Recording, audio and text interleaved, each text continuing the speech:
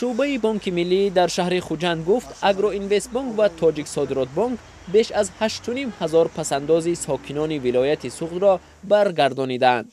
بیش از 30,000 مشتری دیگر پولهای خود را از این بانک ها بازپس نگرفتند.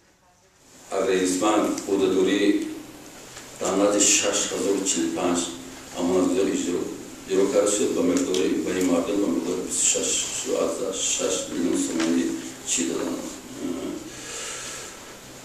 مبلغشون برگردوندن و باعث افسوس است که حضورم خرج این تشکیلات در نزد امانتگزاران خیلی زیاد است.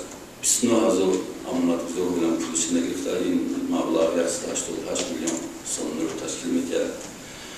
در توجیه صادرات بانک در دوره سپری گذشته مقدار نفرانی که حدودشون بانک اجرا کرد 2570 کسر تشکیل می‌کرد و باعث افسوس است که امروز این تشکیلات در نزد 2768 اهالی ولایت قرضدار است. مبلغ قرض باید 45,008 میلیون سوم رو تشکیل می‌کرد. به قول بانک ملی این بانک ها شماره کارمندان خود را تا حد اقل کم کرده بخش ها و مرکزهای خدمت رسانی خود را در شهر و ناحیه ها برهم دادند.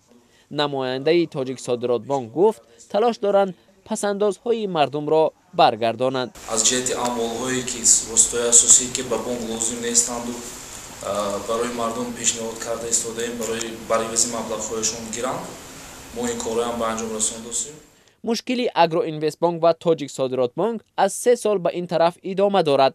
این دو بانک کلانترین کشور آخر سال 2015 به مشکل پیچیده نتوانستند سری وقت پول مشتریان را دسترس کنند.